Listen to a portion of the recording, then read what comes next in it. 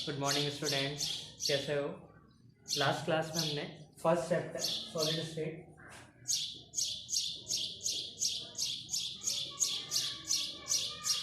में classification of solid देखा था। सॉलिड कितने तरीके के हैं और किस बेसिस पे क्लासीफाई करा है। इसमें अपन ने पहला बेसिस देखा था on the basis of order और arrangement of particles. Order of arrangement of particles. Order of arrangement of particles. इसमें हमने देखा था कि दो तरह के सॉलिड होते हैं, क्रिस्टलाइन और अमोर्फस सॉलिड। क्रिस्टलाइन और अमोर्फस सॉलिड, इनकी 6 प्रॉपर्टीज पे हमने डिफरेंस देखा था। एक आखिरी प्रॉपर्टी बचती है 7, जिसके बेसिस पे हम इसमें डिफरेंस देखेंगे। वो प्रॉपर्टी होती है isotropy.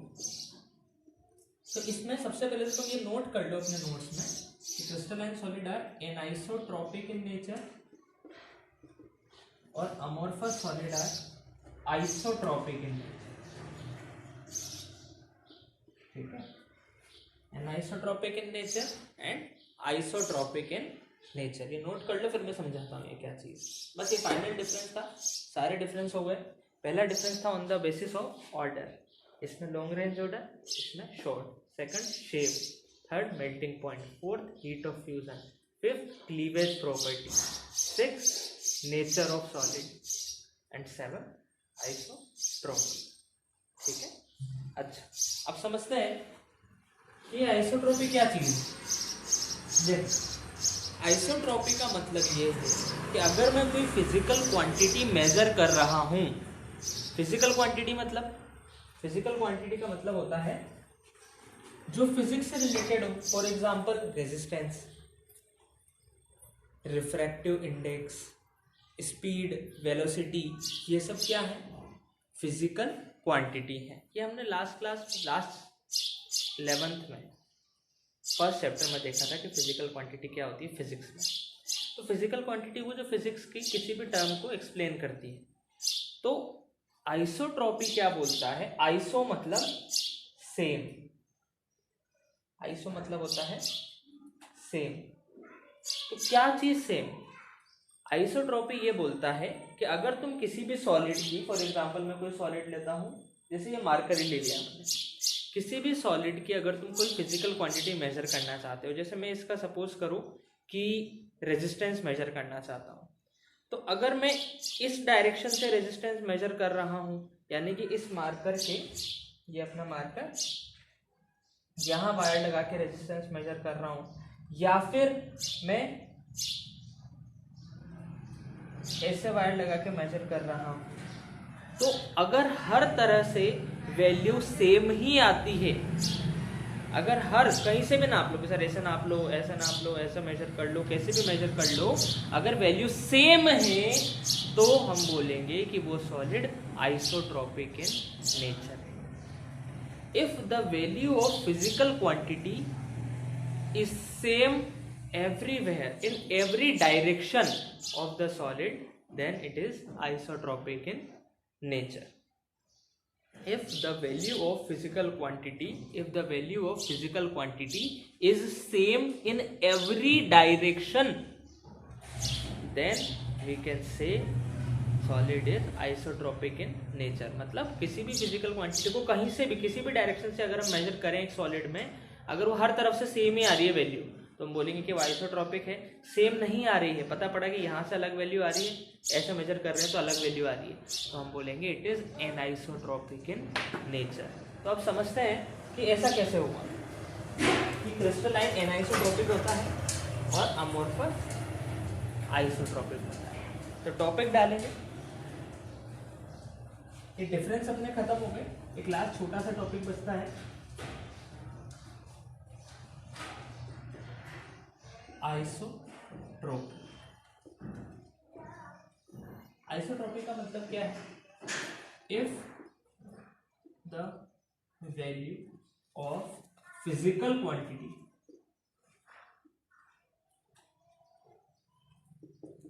Is same if the value of physical quantity is same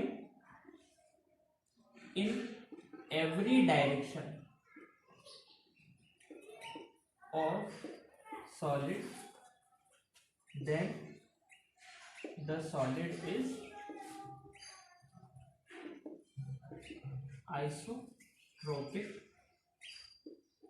in nature. Then the solid is isotropic in nature.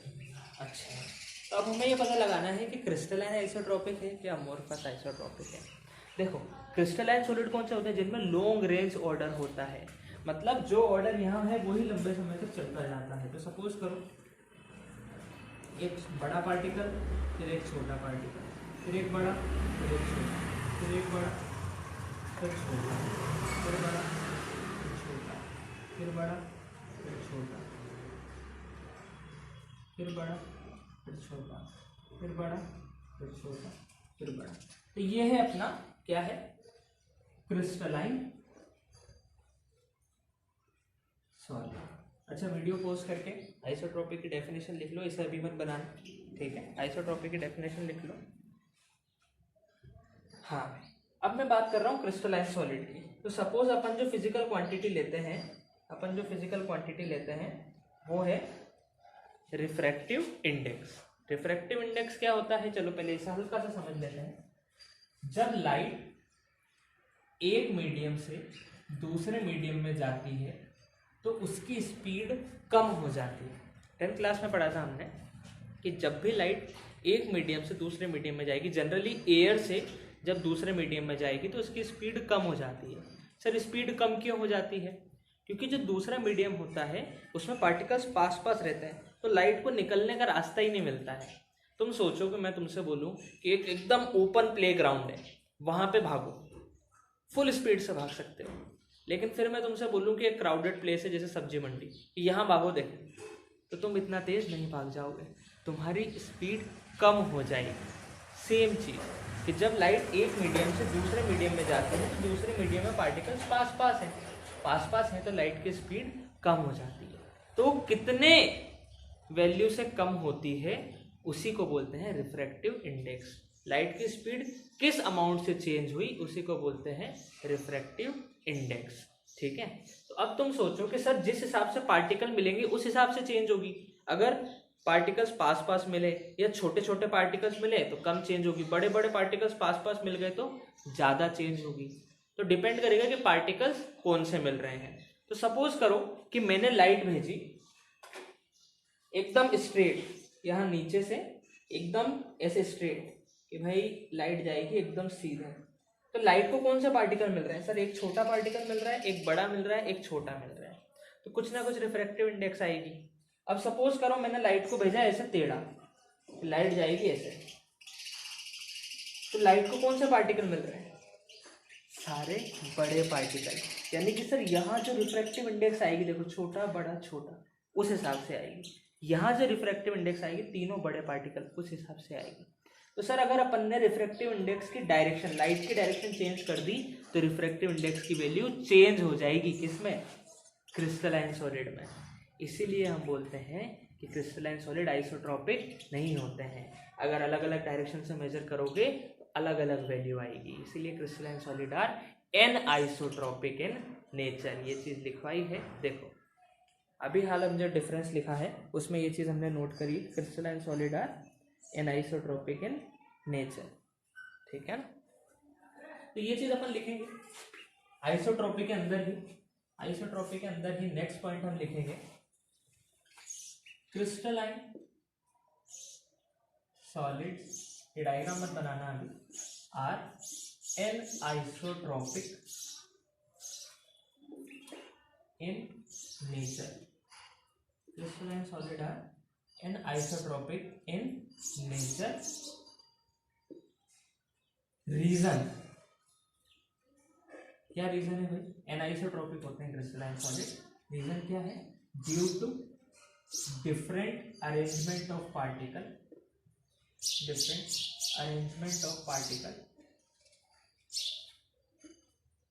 in different direction। अलग अलग डायरेक्शन में अलग अलग तरह के पार्टिकल्स का अरेंजमेंट है, इसीलिए क्रिस्टलाइन सॉलिड एन आइसोट्रॉपिक है। देखो इस डायरेक्शन में बड़े बड़े मिल रहे हैं, इस डायरेक्शन में एक छोटा एक बड़ा मिल रहा है, इस डायरेक्शन में देखो वापस से एक छोटा एक बड़ा मिलेगा, तो अलग अलग डायरेक्शन में अलग अलग अरेंजमेंट है, इसीलिए फिजिकल क्वांटिटी की वैल्यू भी चेंज हो जाएगी अलग अलग डायरेक्शन में, इसीलिए ये क्या होता है एनाइसोट्रॉपिक। नोट कर लेंगे। ये पूछा जाता है कि क्रिस्टलाइन सॉलिड आइसोट्रॉपिक होते हैं या एनाइसोट्रॉपिक, क्यों, या फिर define isotropic, what do you understand by isotropic, and crystalline solid क्या होते हैं या अमोर्फस सॉलिड क्या होता है। तो crystalline solid anisotropic in nature होते हैं, नोट कर लिया होगा। इसके बाद डायग्राम भी बना लेना। जब भी ये क्वेश्चन पूछा जाता है कि क्रिस्टलाइन सॉलिड क्या एनाइसोट्रॉपिक होते हैं, आइसोट्रॉपिक और क्यों, तो ये डायग्राम जरूर बना के आना है, बहुत इंपॉर्टेंट है ये डायग्राम। ये डायग्राम देखते से नंबर मिल जाएंगे।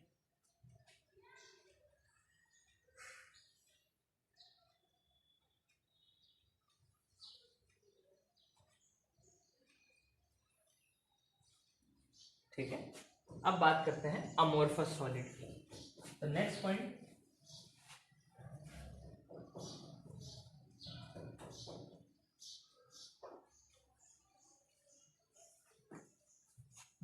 है amorphous solid are isotropic in nature. Amorphous solid isotropic होते हैं।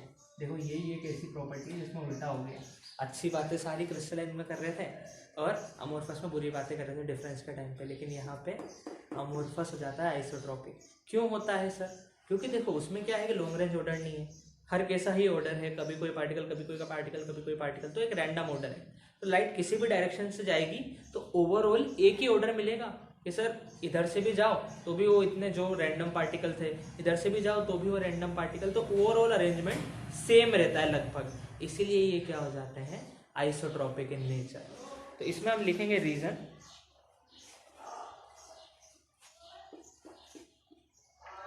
बिकॉज अमोर्फस सॉलिड आर या फिर have short range order, so overall arrangement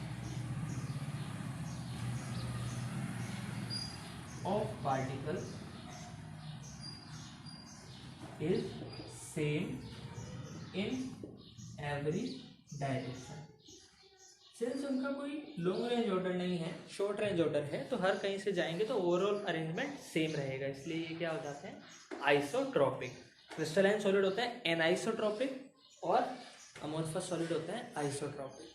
तो एक बहुत ही अच्छा क्वेश्चन दिया हुआ है एनसीईआरटी में इसका, इसे नोट कर लो, फिर मैं लिखता हूँ इस क्वेश्चन को।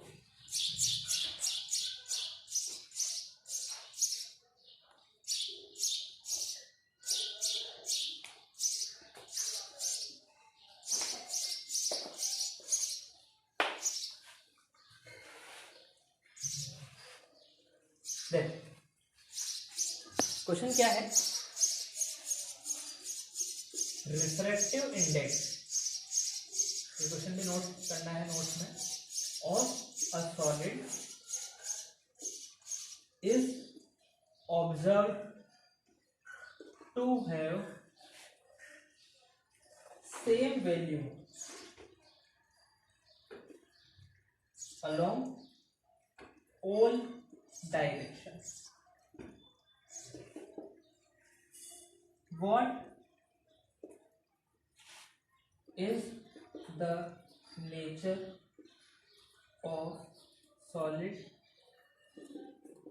Would it show cleavage property? Video pause करो, सोचो आंसर लिखो, फिर मैं बताता हूँ।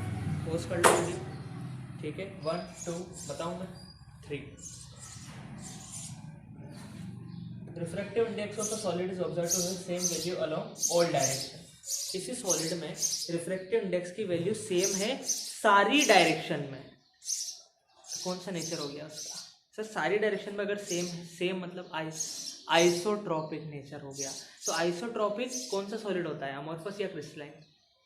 अमोर्फस। तो सॉलिड कौन सा है? अमोर्फस, ठीक है ना। हम बोलेंगे आइसोट्रोपिक नेचर है सॉलिड का, इसीलिए कौन सा सॉलिड है? Amorphous solid. बहुत अच्छे से उसने घुमा के क्वेश्चन पूछा है, वो ये चेक करना चाह रहा था कि तुम्हें आइसोट्रोपिक का मतलब पता है कि नहीं पता है। डायरेक्ट पूछने की बजाय इनडायरेक्ट पूछा, आइसोट्रोपिक उसने दे दिया और तुमसे आंसर निकलवाया कि भाई कौन सा सॉलिड है, ठीक है। Next, what did show cleavage property. देखो क्लीवेज प्रॉपर्टी क्या था कि अगर सॉलिड को कट करेंगे सरफेस स्मूथ है तो हम बोलेंगे कि भाई क्लीवेज प्रॉपर्टी दिखाएगा, सरफेस रफ है तो हम बोलेंगे नहीं दिखाएगा। तो अमोर्फस में तो सरफेस रफ होता था तो हम इसलिए बोलेंगे no, it won't show cleavage property. I hope के समझ में आया होगा, नोट कर लो। नेक्स्ट क्वेश्चन करेंगे हम।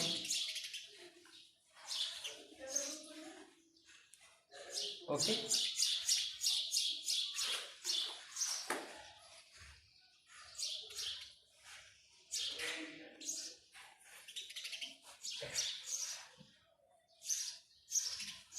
नेक्स्ट क्वेश्चन है,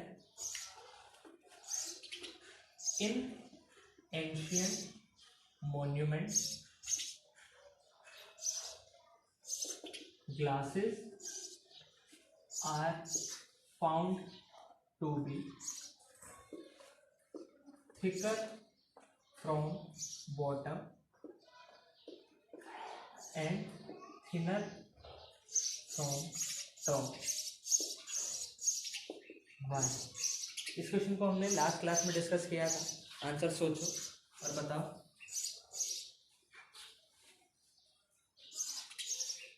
नीचे से मोटा हो गया एंशियंट मॉन्यूमेंट्स में। एंशियंट मॉन्यूमेंट मतलब पुरानी बिल्डिंग जो होती है, राजा महाराजाओं के जो महल होते हैं, वहाँ की खिड़कियों में अगर हम देखेंगे तो ग्लास नीचे से मोटा होता है, ऊपर से पतला।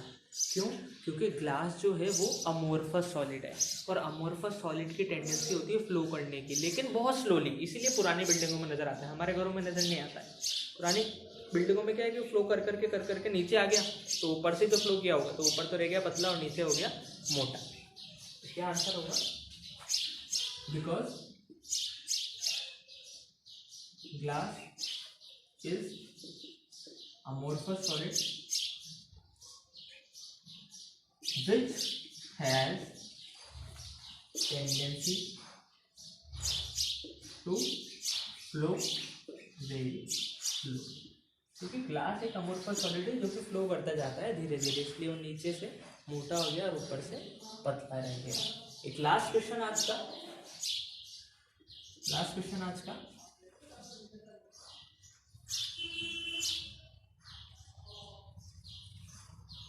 देखो लगभग सिमिलर है लेकिन काफी डिफरेंस है।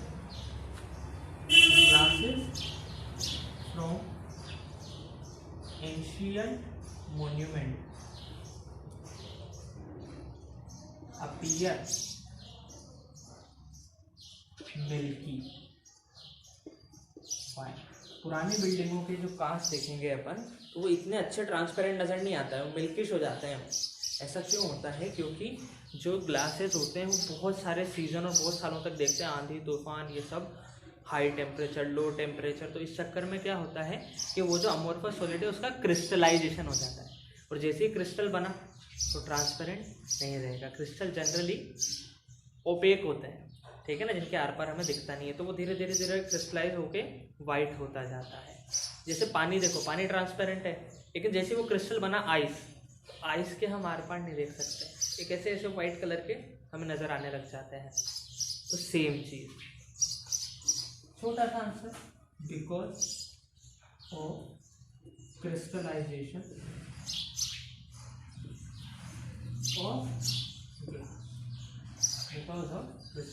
Of glass. तो आज हमने मेन टॉपिक जो पढ़ा है वो है आइसोट्रोपिक। हमारा amorphous and crystalline solid topic completely खत्म हो गया है। ये 3 क्वेश्चंस हमने देखे जो कि इसमें से बन सकते हैं अलग से। बाकी तो डिफरेंसेस पूछ सकते हैं हमें कि भाई मेल्टिंग पॉइंट के बेसिस पे अमोर्फस और क्रिस्टलाइन में डिफरेंस बताओ, हीट ऑफ फ्यूजन के बेसिस पे बताओ, क्लीवेज प्रॉपर्टी के बेसिस पे बताओ, या फिर right any 3 differences between amorphous and crystalline solid. So that's all for today. Have a nice day. Goodbye.